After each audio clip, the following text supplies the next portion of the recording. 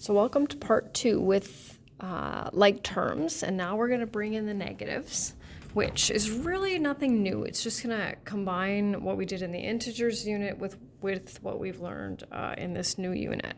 So it's going to be a little bit tricky to see because I'm zoomed in, but if I zoom out too much, then apparently it's also hard to see. So we'll just do the best that we can here. So first one we're dealing with is negative 2x squared plus 3x minus x plus 2 minus 3. So we already know that we can add x squareds with x squareds, x's with x's, and numbers with numbers, right? That's nothing new. So we've got negative 2x squared. There are no positive x squareds, okay? So I'm going to slide over and then we can see the rest of this one. So we still have negative 2x squared. Put that up here, okay? Now we have these positive x's and negative x's, right? We have 3x squared, 3x minus x. So for each shape that's red and each one that's yellow, right, when we have one of each, it does what we call cancels each other out, because we know that x minus x will give us 0. So I do this, and how many x's am I left with? 2. Well, let's see, let's look back here. 3x minus, we know that's a 1x. If I have 3 x's and I take 1 away, well, we have 2 left. Okay, so we'll go with plus 2x. Now I have plus 2 minus 3. So plus 2 minus 3. So for each one red and one yellow, right, that gives us a 0. And what are we left with? Minus 1. Okay. So we're going to do that with just a couple more, and then we'll have to let that go, and we're going to have to find a shortcut, otherwise this is going to take way too long to do. So hopefully I have that, and I've kind of got these mixed up a little bit, but I think we can still make it work. So we'll start off with our x squareds, negative 2x squared plus x squared, right? So one of these cancels out one of these. Does it matter which one? Absolutely not. I could have scribbled out that one and that one. What are we left with? Well, I have a negative x squared. Okay, now we're going to take a look at our x's. So I have 3x minus x, and then I have minus 2x. So let's see if I can get it. Oh, look at that. I can make it work.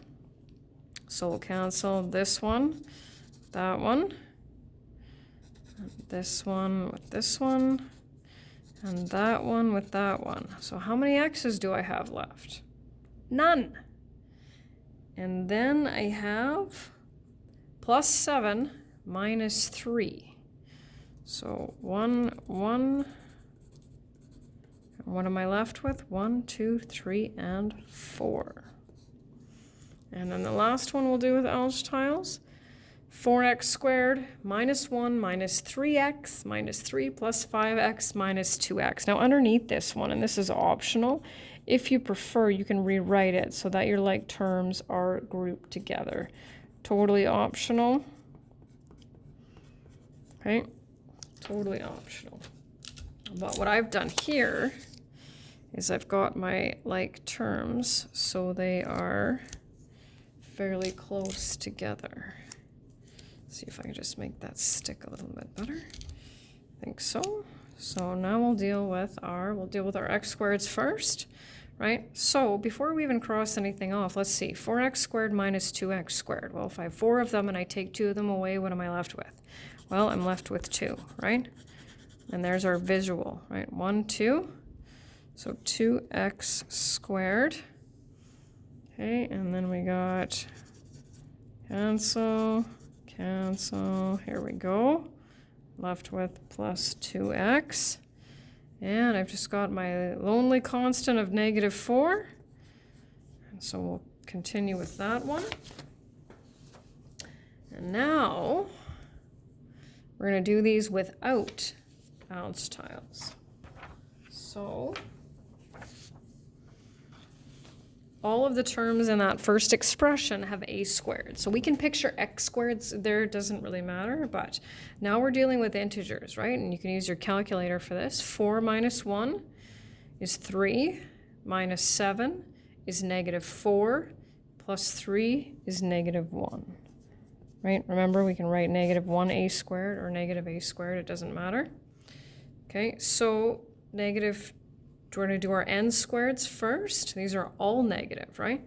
So negative 1 minus 3. We picture negative 1 on a number line and go another negative 3 to the left. Negative 4n squared. Negative 2 minus 5 will give us that. I have b squareds, b's, and constants, so we'll start with the b squareds. So negative 4b squared minus b squared is negative b squared. 3b minus 3b. So I have 3 b's and they've been all taken away. Well, I don't have any left. And 8 minus 10 is negative 2. And in this next one, I have x's, y's, and constants. So negative 3x plus 6x is 3x. Y minus 2y is negative y. And 8 minus 4 is positive 4. Oh, I better, box that one up. Oh, now I've got some longer ones here. Let's see, I'm going to zoom and get them all in there. That's a little bit better. Okay, so now we've got a squareds, and we've got ab's, and we've b squareds, right? So this one, this ab, would be a different rectangle, right? With different dimensions, doesn't really matter. So we'll add our a squareds first. So I have 2a squareds plus 5, which gives us 7.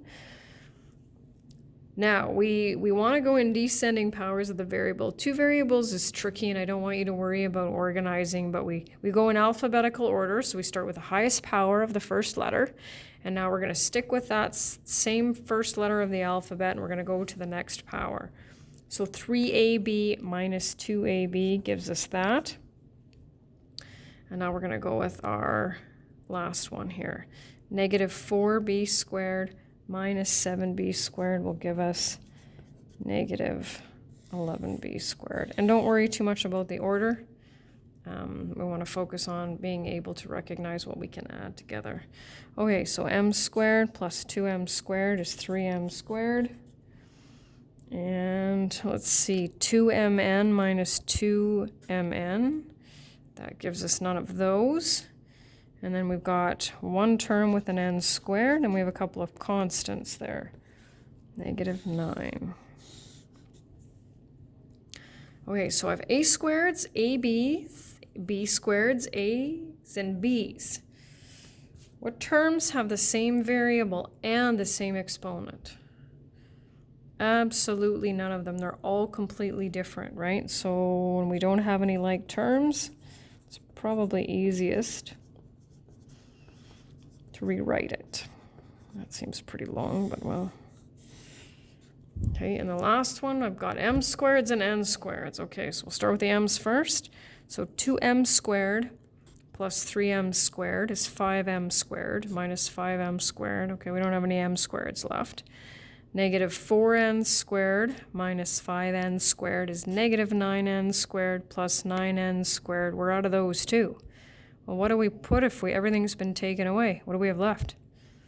Absolutely nothing.